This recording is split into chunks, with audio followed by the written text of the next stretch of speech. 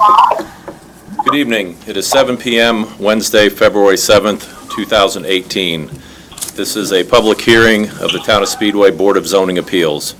I am Mike Simonson, Chairman of the Board. With me this evening are Mike Allen, our Vice Chairman, Tyler Carmichael, our Secretary, Janet Fullen, and Steve Jones, members of the Board, and our Recording Secretary, Michelle Leidy. Representing the Indianapolis Department of Metropolitan Development Planning Division is Ms. Kathleen Blackham. Have all who wish to speak been sworn in? They have. Thank you. Would all please mute or turn off any cell phones at this time? Except you, Michelle. Please rise and join me in the Pledge of Allegiance. I pledge allegiance To the flag of the United States of America and to the republic for which it stands, one nation, under God, indivisible, with liberty and justice for all.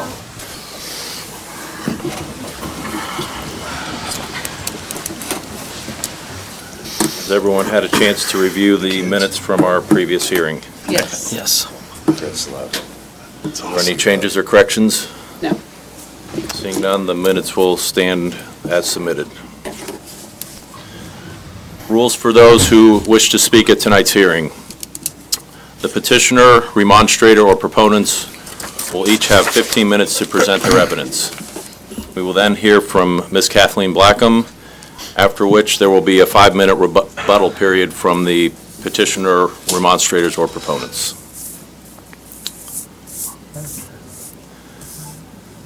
Our first petition this evening is a continued variance from our January hearing. It is 2017 UVS 006, 4950 and 4952 West 16th Street, Sean Anderson, Chris Holdings, LP. Petitioner or their representative, please step to the podium and state their name and address for the record. Yeah, I'm Tom Beatty with Case Design Remodeling, 14702 Deerwood Drive, Carmel, Indiana. Present the case to us, or do you have anything additional? We really don't have anything addition to the last meeting. Okay. I think you have a list of questions that you Yes. had for the owner that I wasn't able to answer. Correct. As a contractor, so I will kind of I yield to him. He's on the phone. will read these questions to the record since they were emailed to the petitioner and his responses to the questions. First question is, what is the plan for the property? Will it be for private use or used by the business for entertaining? Their answer, we are investing in this home for our personal use and the use of our friends and clients so that we may enjoy the racetrack and all the events held there. We believe Speedway will continue to appreciate and are considering purchasing commercial real estate in the area as well. This gives us a place to stay when in town for business and pleasure. Our second question to them was, how many people will be staying overnight for event weekends? Their answer, the number of people will vary between probably 4 and 8, depending on the event. Big race weekends will probably mean more people will want to come and enjoy. Our third question, what is the parking plan for visitors' vehicles? Their answer, we don't expect more than a rental car or two, so the existing driveway provides plenty of room for parking. Question 4, what is the maintenance plan for the property when it is not occupied? Their answer, we will hire a professional property manager to maintain the home. Even during the remodel, we have already hired a landscaper to maintain the yard. Question 5, what is the intended use of the property during non-event weekends? Their answer, the house is likely to remain empty if there are no events, except for occasions when we are in town for business. Question 6, will the owner or owners commit to not offering the primary residence or the guest house for either daily or weekly rental? Their answer: we do not want to rent the garage house separately. It will only be used when the main home is being used. It is not an apartment for rental purposes. It is just a place that provides more privacy for guests. We don't want our friends and clients having to share a bathroom with more than one other person. We also want every adult to have their own bed when staying there. Turning the garage into a living space allows for this. Question 7. Will the owner or owners commit to returning the converted structure back to a garage if and when the property is sold? Their answer: unfortunately, we cannot commit to destroying over $50,000 in remodel work.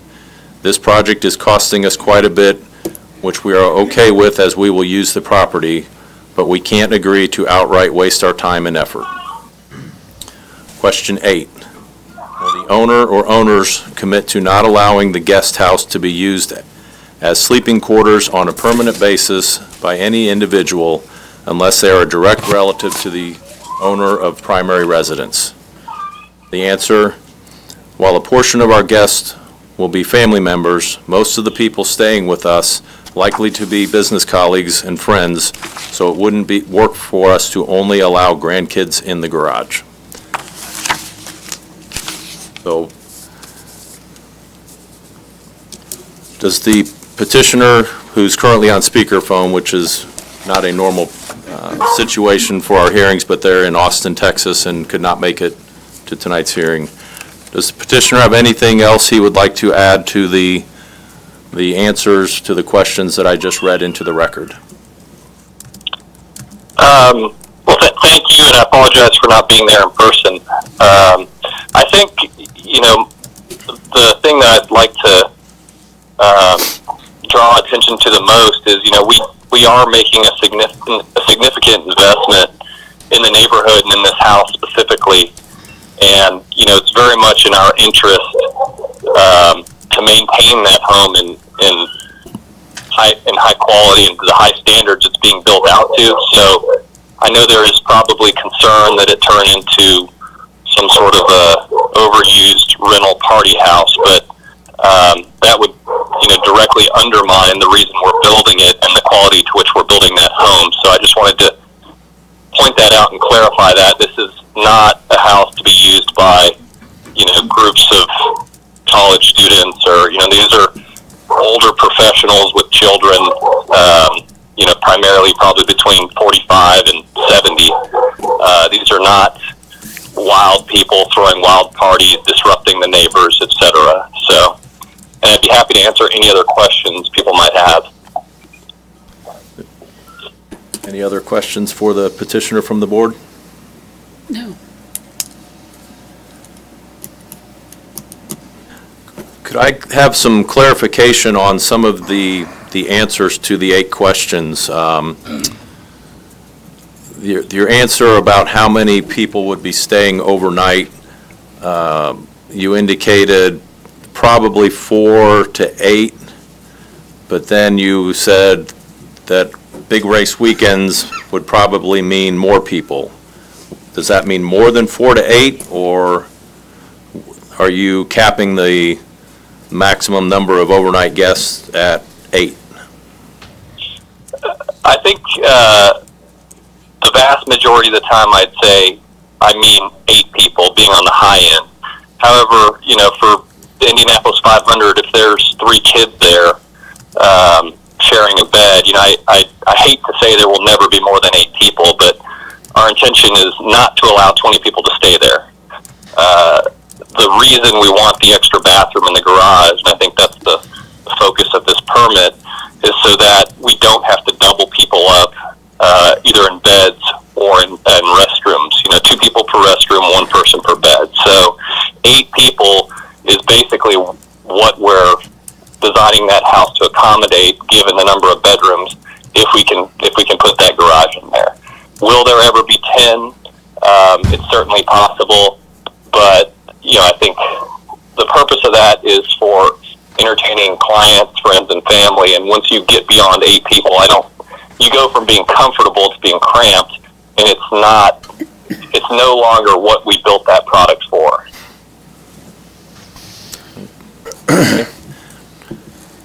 On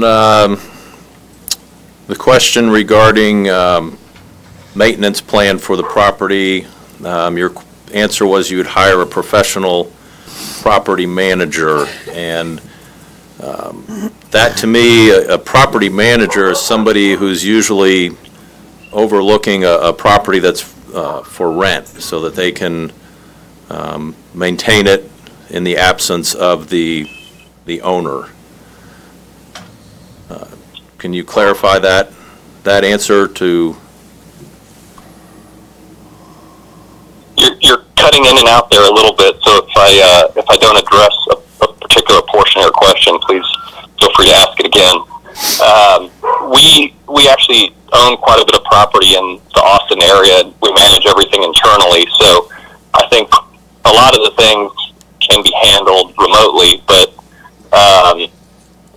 given the nature of that, it's not a commercial building. It's something that when we go there, we would like for it to be ready to be used. It's not the kind of vacation home where we want to show up and spend the first day working on it. So, our intention is to find somebody local that can, do the types of handyman maintenance, oversee a maid crew, a personal chef, if we could find somebody for the big race days, or a caterer. That's the arrangement we're looking for. And that's why I say a professional property manager may not be the best term, but somebody that is familiar with that type of a home, so that when we show up there, if our clients beat us to the home, it's not a matter of, we forgot to take the trash out the last time we were there and the kitchen smells bad, or there's no toilet paper. The goal would be that we show up and it's ready to be utilized and has already been prepared in advance. Okay. On question 5, the intended use of the property during non-event weeks or weekends, you indicated it is likely to remain empty. Can you be more clear about the word likely? That leaves it open to potential rentals or other uses that. Yeah, I think that the goal of that property is to be used for large events. I guess what I was saying is we may be there for other reasons. We may come in town for an event that has nothing to do with the raceways, for example, a football game. We may send, one of our attorneys up there with his family. It will be, again, I hate to be here under oath and say there won't be more than 8 people, or we'll never use it when there's not an event going on, because, I can't commit to something so specific. But the reason we're creating this is to have a place to stay when we're in town and when there's something going on, and to be able to, like I said, send a favored broker or an attorney and his family up with tickets to a race or to the golf tournament or something of that nature. And I don't know it's hard to define what a large event is, I suppose. Well, the question's not really about your personal use or entertaining your clients. It's trying to quantify, or it will not be a rental. That it's the purpose of the property isn't also to generate revenue. We may. For the Indy 500, there's about half of the people are members of the family partnership. The other half are friends that are coming along as part of a package. We're providing them tickets to the race, a place to stay. We're paying for the chefs. So, it is somewhat of some folks may be invited to come for free. Some folks may be paying, a package rate for, tickets, a home, a chef, a place to stay, etc. Okay. And then on Question 6, again, a question regarding that the not offering the primary residence or guest house or either daily or weekly rental. You indicated that you did not want to rent the garage house separately. Can you define separately? Would you? Misread that question. I thought that the intention of that question was, are you going to turn the garage apartment into an apartment and rent it out, nightly, separate from the house? And that's not what we're going to do. They come together. That's not going to be rented to the bartender down the street month to month. It's not going to be a couple can stay there on the weekend or whatever on a short-term night to night. It's just in my mind, it's just simply an extension of the home, even though it's not connected. So I really don't want to say I won't ever rent that house. We're to invest a bunch of money into an asset like that and then voluntarily restrict what you can do with it. We're in the real estate business. I don't feel comfortable doing that. I wouldn't do that. If there are rules passed that restrict us from doing certain things, we won't be violating any local city codes. But to voluntarily restrict the value of that property, I'm just not something I feel comfortable agreeing to. Okay. Would you commit to not putting any cooking appliances in the carriage house? Yeah, we would do that. The only thing that I believe that's going in there is a microwave and a little fridge. Tom, you can correct me if I'm wrong, but No, that was the plan, under-counter Okay. beverage center and a microwave, which we could, a coffee it was a maker maybe. freestanding microwave, it's not built in or anything. Yeah, I have no problem. We're not putting a stove or venting or anything like that. The original plans that we had did show an exhaust vent and a cooktop being installed in the little kitchenette area that was on the plan. And that is a portable unit, it shows in the 3D software, it does look more permanent, it is not a permanent cooking Yeah, station. I don't have any problems, writing down, we'll never put a stove in there. Yeah. Okay.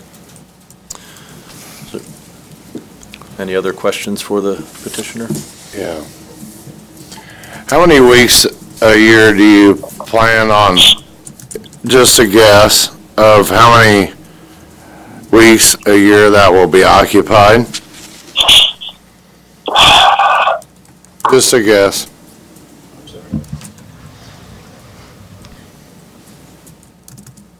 Sorry, I'm just trying to think of the events that I know of. Maybe 12, 15. And I would say, more long weekends would be my guess, but yeah, I think for the race, I'm going up for the Indy 500, but I know one of my partners is going to stay for the whole pre-race. He's going up there for like almost 3 weeks. That's sort of the event, the largest event associated with that area, to my knowledge. But yeah, 12 maybe-ish would be a guess. Okay. Thank you. I'm sorry? I said thank you. Thank you. Any other questions for the petitioner? I have none. All right, is there any remonstrators or proponents who wish to speak about 2017 UBS 006? Please step to the podium, state your name and address for the record, please. April Senkosh, 4956 West 16th Street. So we own the property right next door. So I spoke last time, and I would say the same thing again. This is a business, not a residence. At least that's what appears. But probably my bigger concern here, and is really a question for all of you, we've heard from the city of Indianapolis, who says that they wouldn't do it. because it's going to make the property too dense. And so one of the things that I know from being a lifelong Speedway resident is we have problems where we have allowed multiple residences on one lot. So I have no idea who these guys are or what their plans are. I think they're probably true to their word, but what happens in 10 years? What happens in 15 years when they decide to sell it? And now you have 2 residences on that property. That's a double lot. I think there may be 2 electrical services there, I'm not sure. But I think it's going to be easy to have 2 separate residences there, and we're really opening the door. If you allow them to do this, you're opening the door in the future for the multiple residences. So I feel very strongly that you should say no, but you have to make the decision. I think it's a dangerous path to go down. To answer part of your question, if we designate the variance of use to that owner and they were to sell the property, the variance expires. And any new owner would have to apply for a similar variance if they had the same intent for the property. What, did you want me to? Yes, Because I please. have a question that addresses that. Yeah, go ahead and step up. Please state your name and address for the record, please. I'm David Smith, 4956 West 16th Street. I guess my question would be, once you convert that garage, the selling point right now, it's cold in Indiana. You need a garage. That's a selling point for when you have a residence, And all of a sudden, you're going to get rid of a garage, and then 5 years down the road or 10 years down the road, when they sell that property, they don't say, hey, we've got it's got a nice house with a nice garage. They say, we have a nice house with a separate apartment that you could rent out and bring in some kind of income to it. I look at that as being 2 separate residences because once that's built, you can't say, well, you don't know whether they're going to put a stove in there or not. And I'm not saying about these particular people. I'm talking about what happens in 5 or 10 years down the road, So, because they don't have any control over who's coming down the road, and they are a business. There are places for homes in Speedway, and there are places for businesses in Speedway. And you are taking and letting somebody create a business right in the middle of a neighborhood. Thank you. Thank you. Anybody else who wishes to speak for or against the petition?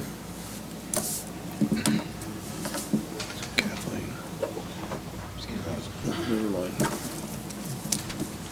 I'm Kevin Huber, 2718 Patton Drive.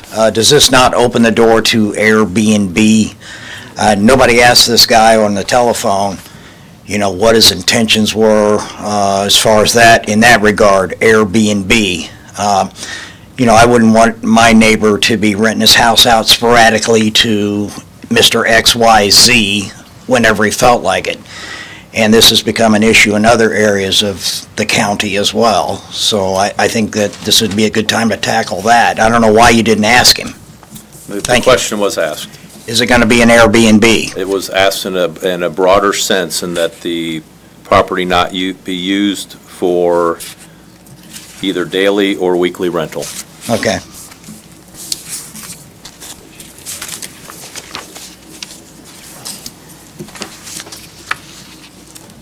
Anybody else who? And on that wishes- point, he said he could not commit to not doing it. I heard his response. Thank you. Any other remonstrators or proponents? Seeing none, we'll hear from Ms. Blackham.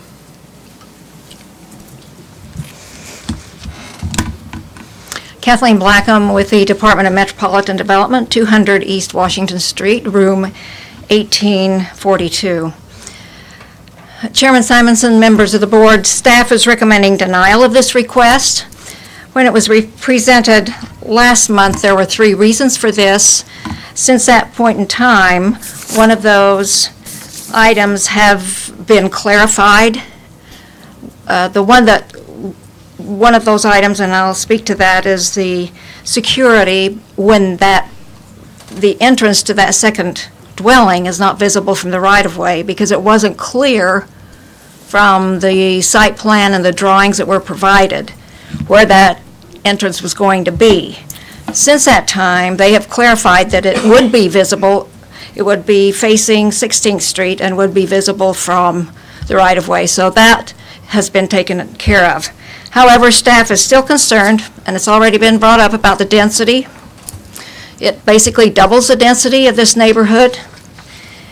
And when staff makes recommendations, those recommendations are based upon the comprehensive plan. Every parcel in Marion County has a land use recommendation. And the land use recommendation for this, parcel is a residential density of 3.5 to 5 units per acre. With adding the second dwelling unit, you're up to 7.14 units per acre.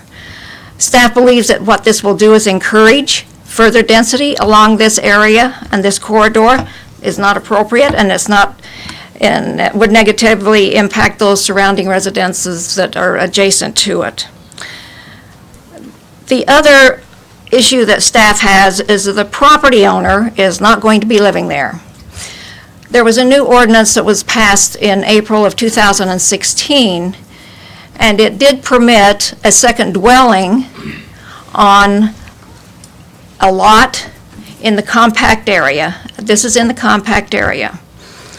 One of the provisions of that is that the owner has to occupy one or the other of those dwellings. It cannot be occupied by people who are not owners of the property. What this does, and I don't know if this is an issue in Speedway, it is in Indianapolis, it results in absentee owners who are outside the area. They really don't have their eyes on that property, and they don't really have a genuine, I want to say, caring for that property so that it doesn't impact in a negative way those residents that abut that. Staff would also like to just explain a little bit about when a petition is filed. There are basically 3 parties involved. There's the petitioner, of course. They are the ones that are making the request. The second one are the abutting or the adjoining neighbors. And then the third, of course, is staff. All 3 of those have different interests. Staff looks objectively at the land use. Neighbors are concerned about the impact on them and what it's going to do to the property values. And then, of course, the petitioner has their interest. Sometimes those 3 come together, and that's when these are approved. Staff is recommending approval. The board recommends, or the neighborhood is in agreement with it. And sometimes it doesn't work out that way. And in this case, it is not that case because, again, the neighbors have expressed a concern. Staff is expressing a concern about this. And obviously, as the board, you are the ones to make the ultimate decision, and it's fair that you're basically off to the side of those 3, but you are taking all of that information in together, all together, and making a decision. But again, staff is recommending denial of this request because of the density and the impact on the surrounding neighbors and the fact that you're going to have an absentee owner. And with that, staff would be glad to answer any questions that you have. Any questions? Any questions for Ms. Blackham? I have none. Kathleen, just a question. So what you're saying is a property management company is not good enough. But just for instance, if they had actually had one of their relatives that lived there, then that would be a different circumstance? Is that what you're saying? Well, I'm saying the owner of the Or property the owner? has to live in either one of those residences or one of those dwellings. The owner of record, who's on the, This gentleman here. Yeah, and staff did check the property cards, and the owner is a limited partnership in Austin, Texas. Okay, thank you. Any other questions? have none? Thanks. Thank you. We'll now have a rebuttal period. Is there anything the petitioner or his representative would like to add to the conversation?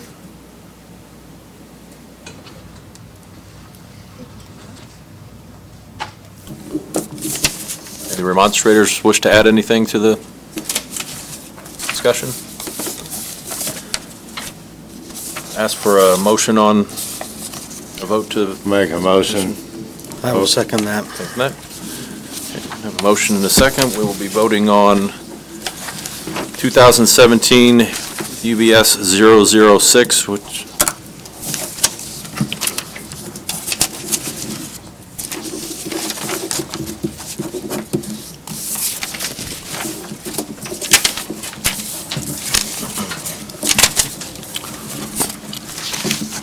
Petition 2017 UVS 006 is denied with a vote of 4-1. Pass those down. Thank you very much. Next variance is 2017 UBS 005, 3009 North High School Road, Meadowwood Shopping Center.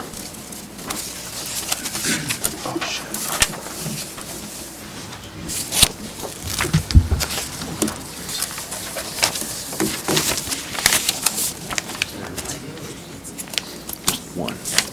The other one was the one. Okay. No, you're good.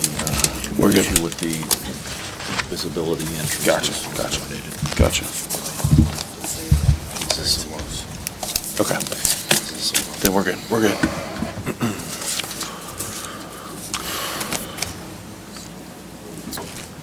Good evening. Good My evening. name is Bill Niemeyer, and I'm General Counsel to Tharp Realty Group, a development company here in Indianapolis. My office is located at 6910 North Shadeland Avenue in Indianapolis, Indiana, 46220. I'm here this evening to present petition 2017 UVS 005 related to the property located at the northeast corner of 30th Street and High School Road. And if I may, I have a couple handouts that I'd like to present to the board. Absolutely. Sure. Thank you. Bring them up.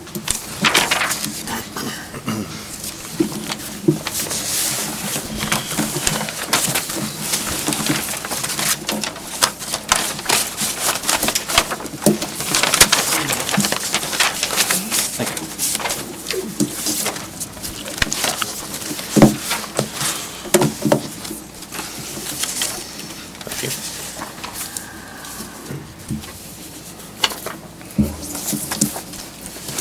Thank you.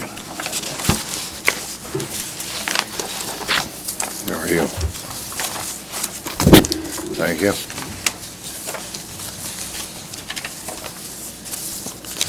So,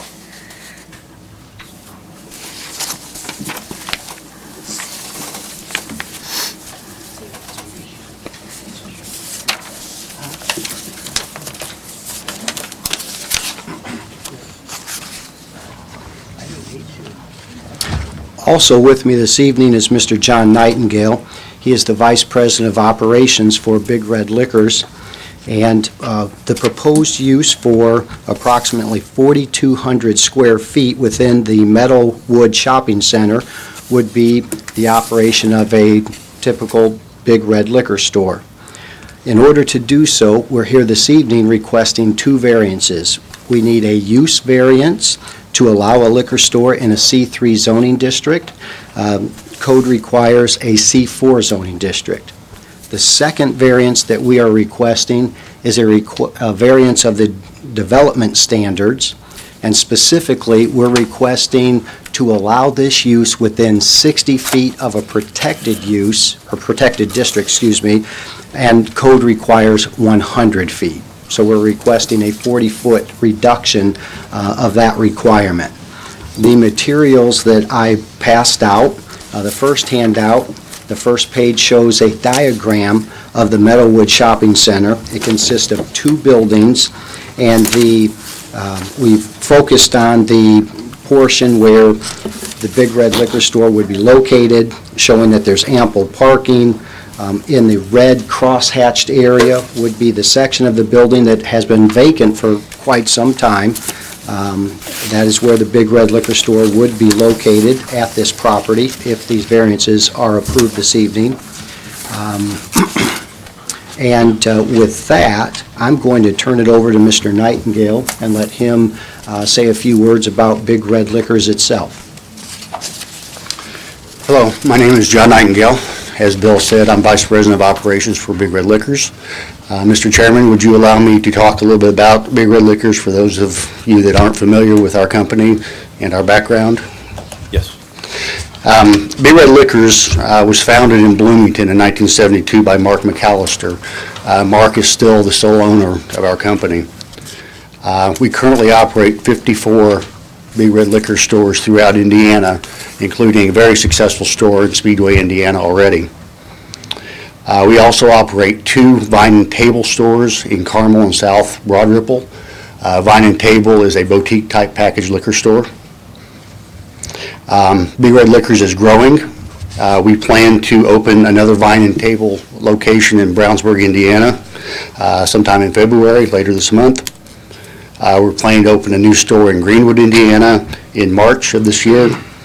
And then we also plan on opening a store here in Speedway, hopefully in July. One of the things that we're really proud of at Big Red Liquors is our responsibility. And what I mean by that is there's several attributes that I'd like to talk about. One is we've gone 445 days without an ATC compliance check at our stores, and we serve over 100,000 customers a week, and we are monitored regularly by the ATC, and we do a very, very good job with our responsibility and not falling victim to a compliance check.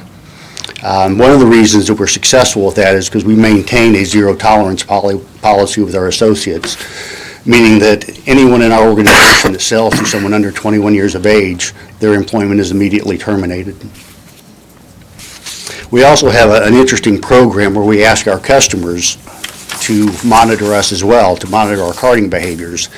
And it's a program called 40 for 40. And what that is any customer that comes into our store that is under 40 years of age and we don't card that customer, we will give them $40 upon them showing their ID that they are in fact under 40 years of age. So again, we take the responsibility of selling alcohol very seriously. We also offer a $25 bounty to our associates that have a surrendered fake ID. And this policy is really effective in Bloomington, Indiana with the IU University, there where we operate stores. Every year during events like Little 500, Students Return, we confiscate anywhere from 15 to 20 to 30 fake IDs during the course of that week or two. So we're very proud that we're responsible in that manner. We also secret shop our stores twice a year. So we employ someone to go around to our stores and make sure that we're doing all the things that we expect our associates to be doing. We have a solid working relationship with the ATC and its new director, David Cook. And what I mean by that, anytime we have a new program, a new sales initiative, we go to the ATC and make sure we have their support and they understand what we're wanting to do, and they give us the approval if it's something that is allowed to happen.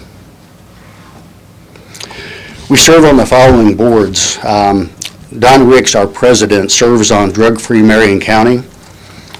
He serves on the Indiana Coalition to Reduce Underage Drinking, and we also serve on Mothers Against Drunk Driving. Also, if you're familiar with Senator Merritt's Lifeline Law, we promote that through all of our stores, through posters and signs, social media. Again, it's something that we're very proud of.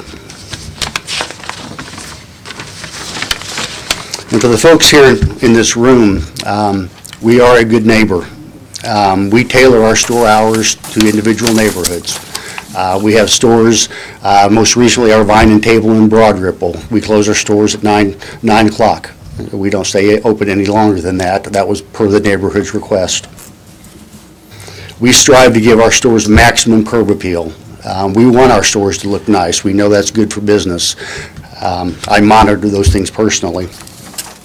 We don't allow loitering outside of our stores. anytime that there's someone out there that looks suspicious or loitering, we'll make a phone call to the police department, and we'll have those individuals removed. And we also keep our stores in good repair. Something that's also important to us is we keep our stores safe. We have a great working relationships with the Indianapolis Police Department. We alarm our stores during closed hours.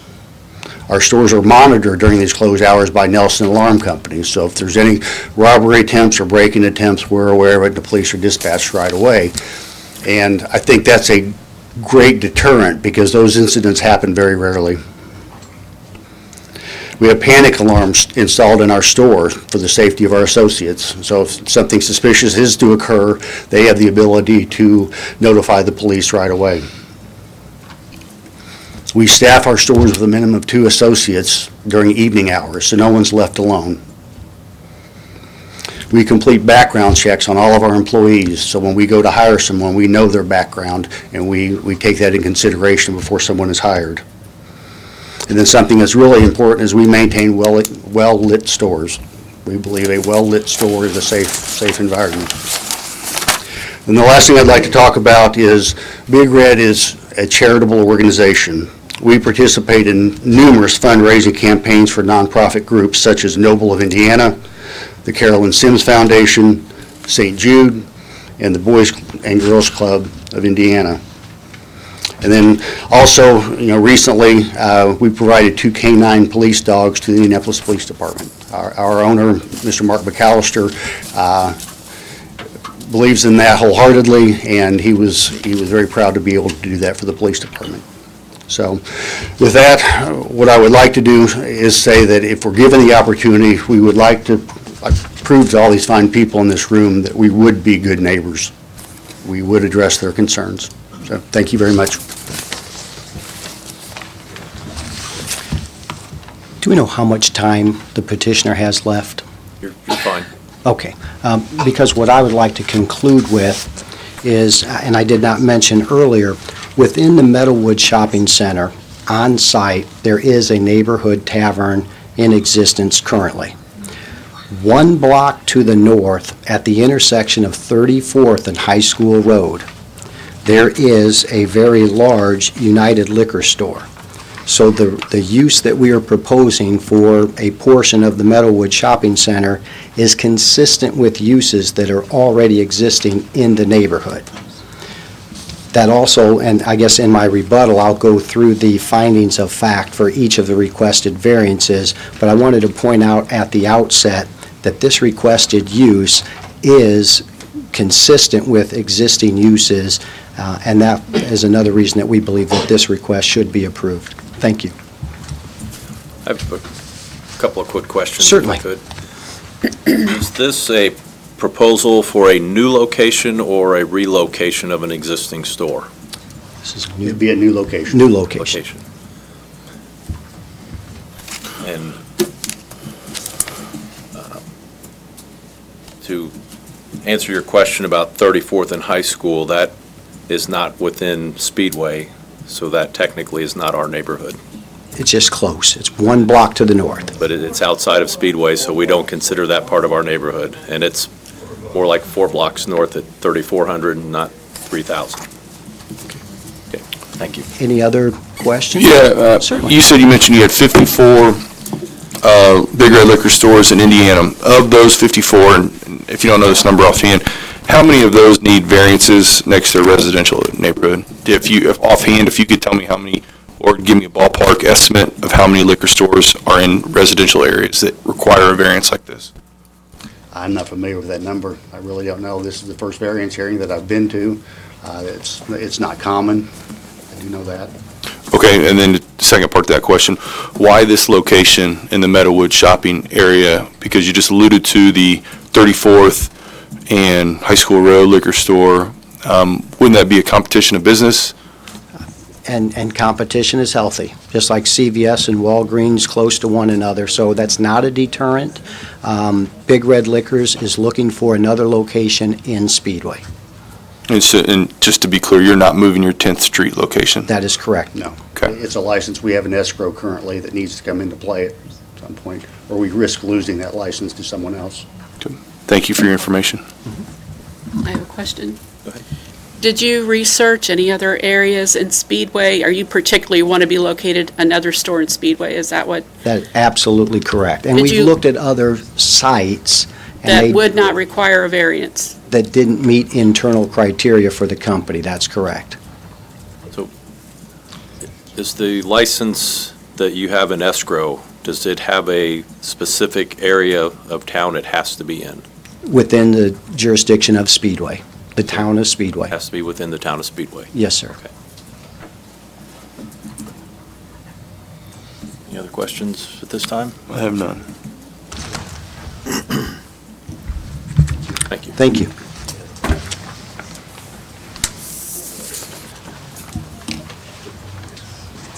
I'm sure there's one or two of you out there who would like to speak to this petition. Before we get to that, I want to make note that we have received a petition against the location of the Big Red Liquor stores there at 30th and High School Road with 35 signatures on it that will be placed into the file. And the board has also received and reviewed many letters in opposition to this as well from residents of the town who could not either make it to the meeting or didn't feel comfortable speaking in public. On these letters, I calculated roughly 50 signatures as well. Some of those may be duplicated on the petition, but just wanted to note that these letters will also be in the file for anybody's review if they wish to look at them. So, moving on to the remonstrators or proponents who wish to speak, I would ask that if your concern has already been stated, to please allow others with different concerns to have time to voice their concerns and not consume all of our time with the same issue over and over again. So when you come up to the podium, we need your name and address for the record before you begin your remonstrance. So the floor is open. My name is Mike Petercheff, 5515 Hickory Wood Drive. And I just want to come up and say that, vote against this if you can. My concerns there are, the fact is you do have a liquor store there on 34th and High School right now. They're going to draw traffic instead of coming down 34th, going to High School Road and then coming to their store. A lot of that traffic is going to come up to High School or come down 34th Street and turn left right past the school there, grade school, that cuts up right through to 30th Street and comes up 30th Street. And that's what's going to be utilized. Consider that when you're making your decision. There's a lot of rooftops that are going to be affected by this change in the traffic pattern and maybe going back out through the Meadowwood area instead of coming up back through like they would if they were going to the store on 34th and High School. And also you have apartment complexes. You're going to gather a lot of foot traffic across High School Road just to go straight to that store. So keep that in your minds when you make up your minds. Okay. Thank you.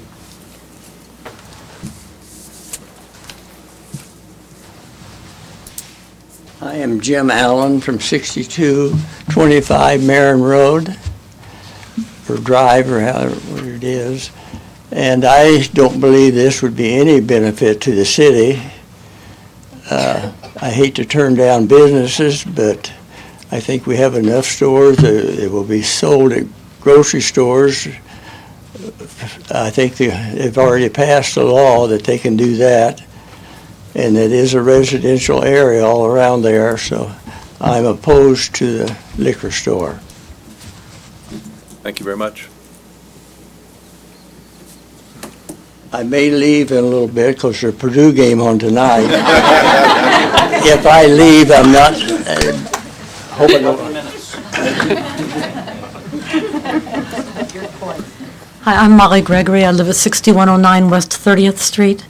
And obviously, I'm opposed to this liquor store going in, not only for the reasons already stated, but I looked over the petition, and it says that the variance would not be injurious to the public health, safety, morals, or general welfare of the neighborhood. And I've done a lot of research on this, and it shows that a density of liquor stores, and we have a density, even with Big Red being just down the street. It shows that a density of liquor stores in an area is going to attract crime.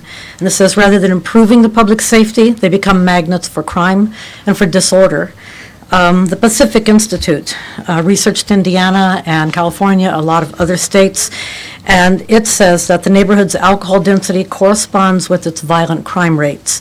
If you look at the Indianapolis Star over the last month, you see several shootings in liquor store parking lots.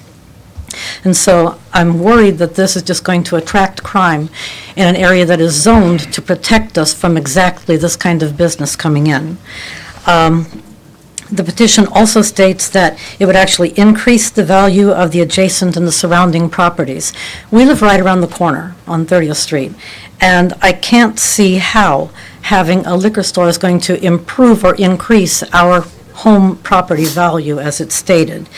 Forbes magazine said that liquor stores often have disruptive loiterers that can harm property values and neighborhood aesthetics. And who would want a liquor store basically in their backyard? Ours is a friendly neighborhood. As I'm sure you know, children play outside year-round. Great kids, wonderful neighborhood, people walking their dogs, elderly neighbors who love to take walks through Metropolitan Shopping Center, and they have come to me saying, please tell people we'll be afraid to walk in that area again if a liquor store goes in. The houses behind have no barrier at all to protect them, to separate their properties from a liquor store going in. So we'd like to keep it a safe neighborhood. And it'd be nice to have another business open up in Meadowwood Shopping Center, but not this kind of business. So I hope you take this into consideration. Thank you. Thank you.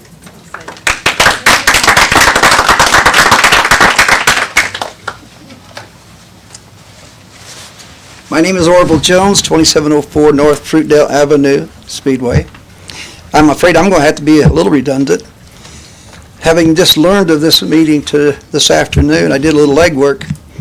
I drove up to 38th Street and down to 34th, and I find that there's 4 places that you could consume liquor or purchase. And then if you're going down Crawfordsville Road, we find another 6. We have 10 places where you can either consume or purchase liquor within 1 mile and 1/2. Now, I live where my backyard looks right into the International Village, as it used to be called. While it has been cleaned up some, you still have 3 races of people, and 2 don't like one another very well. And I can attest to that, and you could probably find out if you were to run police reports to see how many runs they make in there to lessen the fights, lessen the domestic problems. To have another Big Red when they have one within a half a mile just doesn't make much sense.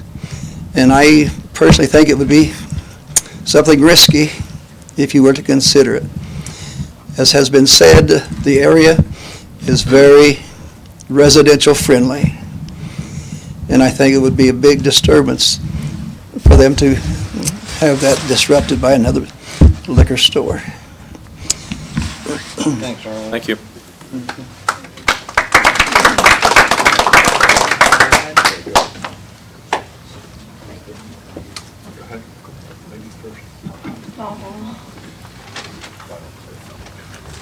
Hi, my name is Lisa Watts. I live at 6013 Hickorywood Drive. My husband and I have lived there for 24 years, and I have to read what I brought. I'm against the proposed liquor store because of potential crime. I'm against it because I'm concerned about the safety of our neighborhood residents and children, and I'm against it because I'm concerned about the effects of a liquor store on the Meadowwood property values. I respect the fact that Big Red Liquor sounds like a reputable liquor store, so this is nothing personal against Big Red. My statements are just against a liquor store in general. Regarding potential crime, Molly Gregory and I must have been on the same wavelength because I Googled the effects of a liquor store in neighborhoods, and basically I went to the same article in Forbes magazine that she did, where the Pacific Institute did the study correlating and connecting the density of neighborhoods' alcohol density corresponds with its violent crime rates. Liquor stores increase this density and are particularly bad since they offer the cheapest way to get drunk, thus attracting the biggest drinkers. Some of the people have already said this, talking about the Big Red Liquors we have at Crawfords Road, one at 10th and Lyndhurst, Pam's Pit Stop Liquors, also liquor sold at Kroger and CVS. We've talked about the liquor store a mere half mile away at 34th and High School. And then I'm pretty sure Big Red is also going to open one at 30th and Georgetown. When my husband and I go up High School Road and down 34th Street, go the back way to Chili's, usually on a Friday night and a Saturday night, there's a IMPD police car that is parked in the parking lot at that liquor store. Makes me wonder why that has to be there. I don't want that to be the case. If a liquor store was at Meadowood Park, I don't want one of our Speedway police officers to have to be doing that. A story that I read last month on my WRTV Channel 6 app had a map, a color-coded map of Indianapolis neighborhoods. And the area north of Meadowood, the area north of 34th Street from 465 east over to Lafayette Road has the third highest crime rate in Indianapolis. That area also has a large number of liquor stores. 2 men were shot in the parking lot of the liquor store at 34th and Moeller on January 23rd. I don't want the crime from that area to come down into the Meadowood area. I'm also against the variance out of concern for the safety of the children at the school crossing that's right there at that corner. I'm concerned for the safety of the area's residents. The current Big Red Liquor store on Crawfords Road is open until midnight, Monday through Thursday, and it's open until 1 a.m. on Fridays and Saturdays. Who goes to a liquor store at 11:30 at night on a Tuesday, or at midnight on a Friday or Saturday? Perhaps it's someone who's already been drinking, they've run out of their liquor, and they're so desperate for more than they can't wait till tomorrow, so are they driving to that liquor store as a drunk driver? That puts the safety of our neighborhood in jeopardy. I'm concerned about the effect on property values. Who wants to live near a liquor store? Less than whatever they said, 40 feet or 60 feet. I feel bad for my neighbors who would end up living right behind that liquor store with its traffic, its car doors slamming, and noisy delivery trucks every day until very late at night. If their property values decrease, doesn't that have a potential for a ripple effect throughout the Meadowood neighborhood?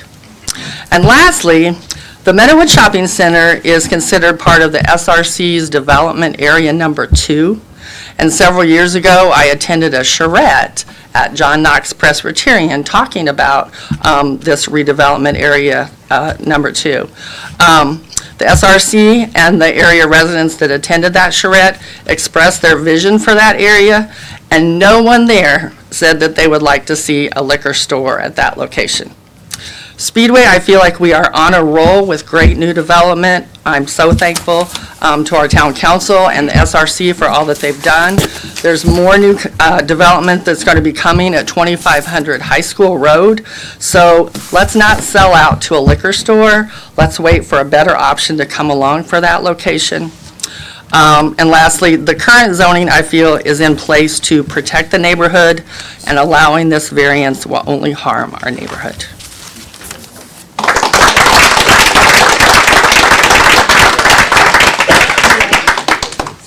Thank you. Anyone else here who wishes to speak for or against the current petition? Hi, my name's Jeff Miller. I'm 6142 Elaine Street. We live directly behind the proposed unit and so on. Biggest concerns for me are basically increased traffic in the neighborhood. My backyard looks right out. If we're out there entertaining at night, what's all the extra traffic going to do to the value of our property and the value of our entertainment entertainment hours. And then the foot traffic that's going to go with it. People walking down from the back of the store or Big Red are going to come down around my property line. If I'm not home, there's nothing to protect my house from them jumping the fence trying to break in. The same way with my neighbors all the way down. That's a major concern. And as other people have spoken, there's a lot of foot traffic in our neighborhood from people walking dogs, kids, etc. The increased traffic through the neighborhood, I think, is just going to be hazardous to everybody's health. Okay, thank you. Thank you.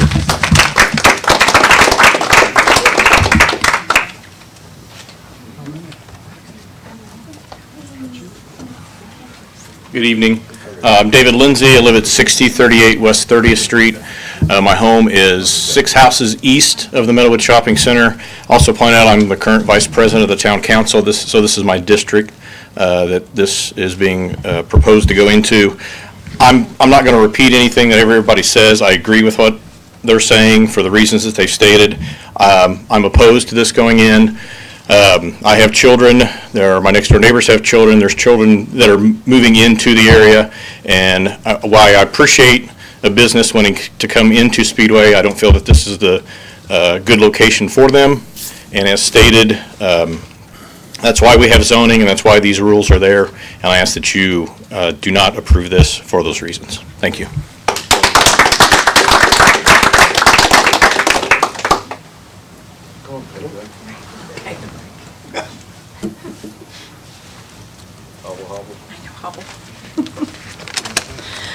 Hi, Debbie Forbes, 6112 Elaine Street in Speedway. Put my glasses on. As a homeowner, I've lived in the neighborhood directly behind this proposed variance location for more than 26 years, and I'm very much opposed to this request. Over the past few years, there's been so much money and time and effort involved in improving Speedway in hopes of attracting businesses and responsible homeowners. Granting this variance and inviting a liquor store into a neighborhood that's already saturated with liquor stores just a few blocks away would be taking a giant step back from all of those redevelopment efforts. There is a mass of evidence, as many have already pointed out, showing the connection in terms of proximity and concentration between liquor stores and crime.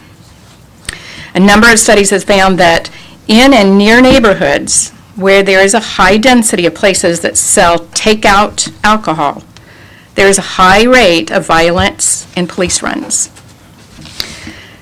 McGilvery's, which is also located in the shopping center, does sell alcohol, and I know that's been a point that people have brought up, but it does not sell takeout. It's a restaurant. It's been around for 20 years, and it's a favorite Speedway place for many Speedway residents. Most people who visit McGilvery's do so for lunch or dinner, or they go watch a ball game over drinks with friends. In the summer, McGilvery's frequently has bands that play outside. They have cornhole tournaments, and in the parking lot, and families can eat outside on the porch with their families. If there was a liquor store next door, I don't think many people would feel comfortable doing these things. As a result, we may lose that restaurant in Speedway and have yet another empty place. In closing, please keep in mind when making your decision, neighborhoods where liquor stores are close together acts as a magnet for people who are inclined to be violent, and neighborhoods suffer more frequent occurrences of violence. Groups such as yourselves, with the authority to over land use, can help fight crime here in Speedway and keep our residents safe. Please preserve our quiet, family-oriented neighborhood and say no to this variance request. Thank you.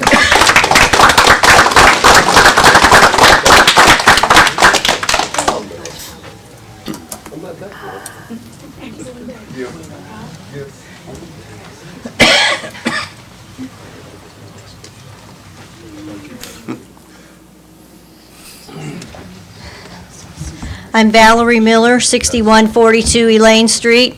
I also live with my husband Jeff, who spoke previously. As he said, we live directly behind the proposed location of the liquor store, and I'm also opposed to it for the reasons stated by all the other people that have spoken against it so far. And also, I just wanted to emphasize again about my concern for the increase in crime. As one person said, the area along High School Road between 34th Street and 52nd Street is one of the highest crime rate areas in the city. And my concern is that if this liquor store was put in at 30th and High School, that would only draw the crime down High School Road further and faster, impacting our neighborhood. And another problem that concerns me is if you drive through the intersection of 38th and High School at all on a regular basis, is the number of panhandlers at that intersection. And there is a definite problem with homeless people in that area. And I'm concerned that another liquor store at 30th and High School will attract more homeless people and panhandlers down there, and it'll become a nuisance that the Speedway Police Department will have to deal with on a regular basis, and that's just something we don't need. And on a personal level, our house sits right within less than 60 feet from the property line, and so that's why they're requesting the variance. And I personally don't want a liquor store there because of the increased noise and more trash and the traffic from delivery vehicles and so forth. I mean, it would mean more work for us if they don't maintain the property and they have trash blowing all over into our yard. It's more work for us, and just in general, the noise, the delivery trucks, and especially trash trucks in the morning make a lot of noise, and so I'm opposed to it, and I hope you will take these things into consideration and deny the variance request.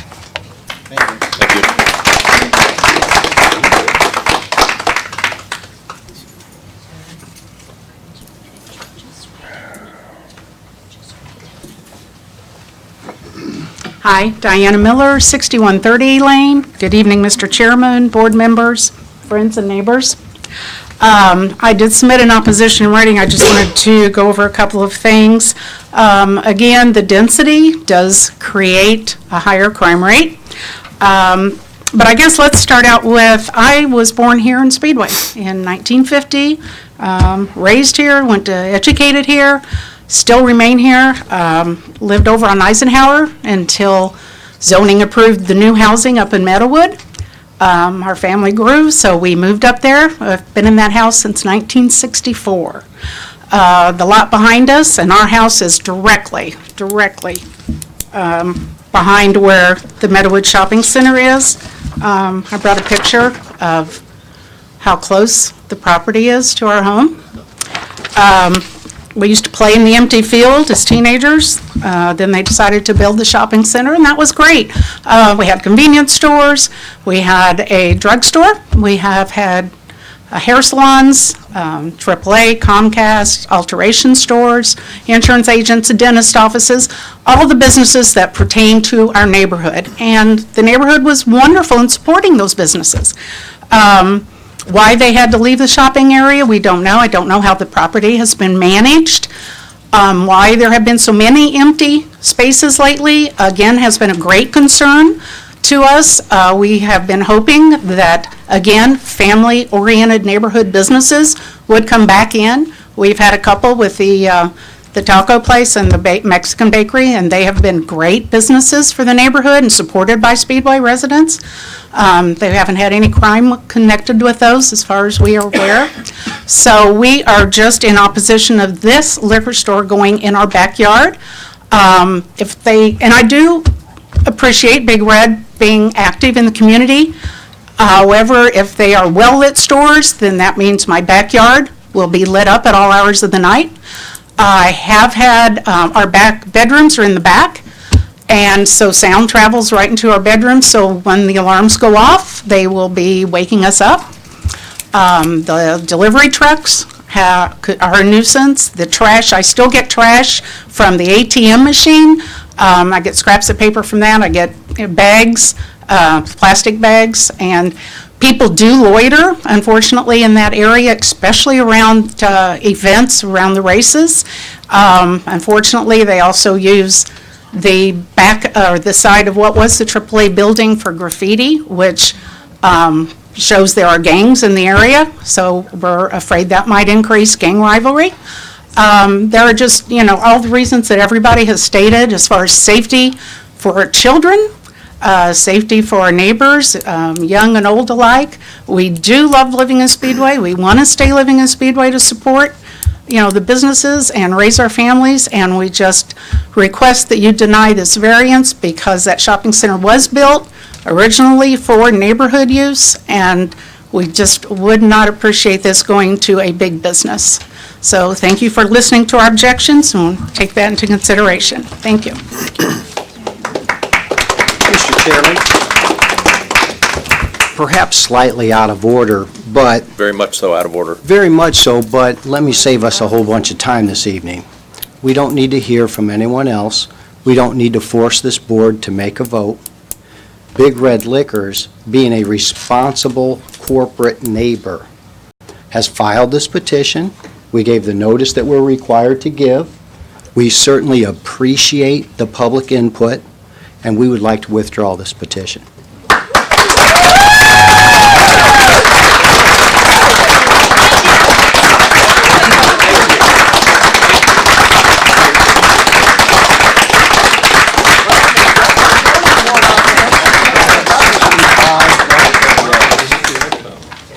Just to acknowledge their request for the withdrawal, I will ask for a voice vote on their request. All in favor, say aye. Aye. Those opposed, same sign. Their request for withdrawal has been accepted, 5-0.